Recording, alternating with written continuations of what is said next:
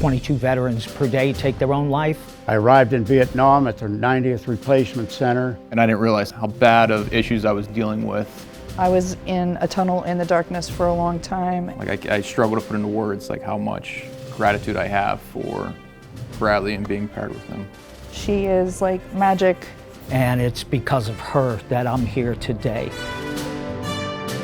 At Life Changing Service Dogs for Veterans, we're dedicated advocates, helping to heal the wounds of war.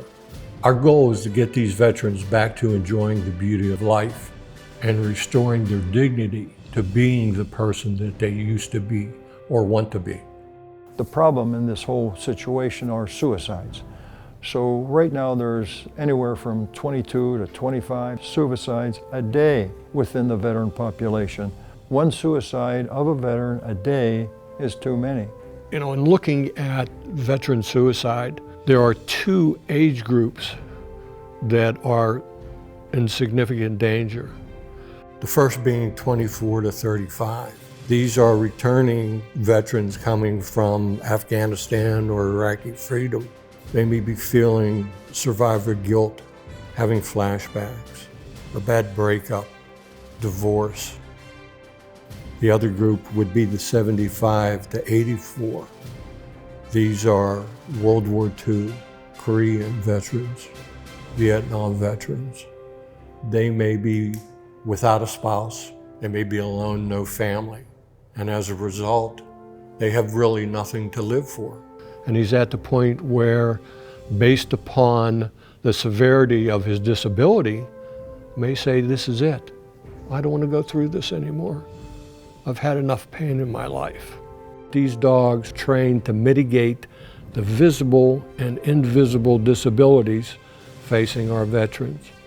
These medical service dogs are truly wonders. It's miraculous what they do.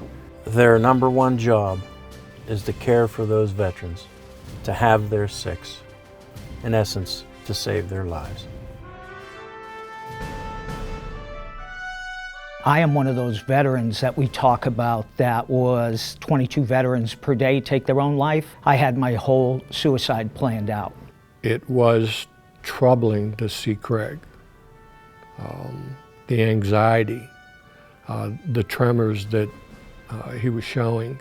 I went in the Marine Corps in 1976. I spent 21 years in the Marine Corps. I'm a combat veteran. With the PTSD, I started going into a deep depression. And it got to the point where I was literally moved down into my basement, pretty much staying away from my wife, my kids, nobody. I wasn't going out to see anybody. I wasn't going anywhere. I felt hopeless. I felt like I couldn't take care of my family. I couldn't take care of anybody. I wasn't there for anybody, and it was just getting more and more difficult to live. I started planning how I was going to take my own life. I was seeing the VA, and I was seeing a psychologist and a psychiatrist. And my psychiatrist actually saw that I was having a lot of problems. And he says, what you need is a service dog. There's a big difference in a service dog, and that's what you need. You need to look into Guardian Angels medical service dogs. I reached out to Guardian Angels. I was vetted, approved, and I ended up with this beautiful dog who's napping right now, is Foxy right here. She has just changed my life altogether. Craig has now found his life mission is to go out and tell his story. When Craig got Foxy, his life changed. So when he was having opportunities in the office, Foxy was there to save him. And Foxy became very quickly one of our family as well. So after she came in with me, my first night terror, she just came up and she was softly licking my face and she started pushing up against me, and I woke up and I was like, whoa. Now this is right when it's just starting. So what that meant was, by her waking me up and letting me know, I had that feeling that, well, if I go back to sleep, it's gonna be okay, because if it starts again, she's got my six. She's got my back, and that's what she does.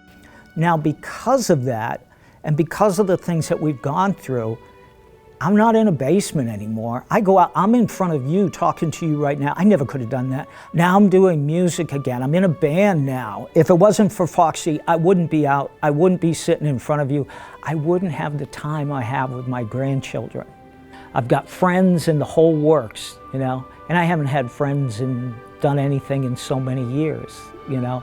It is a new leash on life.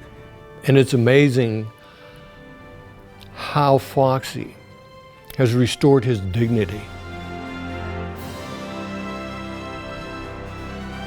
And I was moved by this whole opportunity to provide service dogs for our brave warriors in need.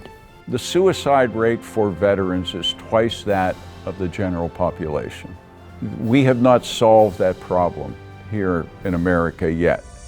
One of the solutions is a Guardian Angels medical service dog.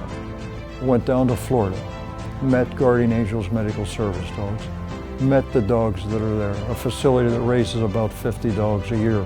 Since the start of life-changing service dogs for veterans, we've paired 30 veterans with 30 dogs, and we have enough for 30 more.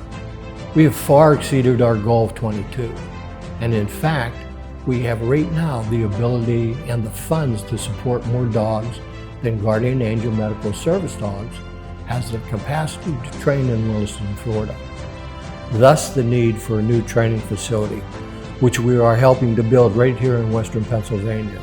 And it'll become the Northeast Regional Campus of Guardian Angel Medical Service Dogs, one of the largest of its kind in this country. With approximately 40 presently being trained in Florida, that will double when the Pittsburgh campus is up and operating.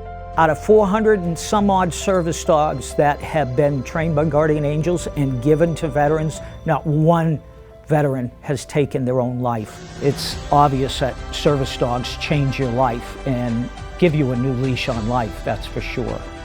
In a sense, it's all in the name. Life-changing service dogs for veterans. Quite simple. And if you want to get involved in making that happen, come join us.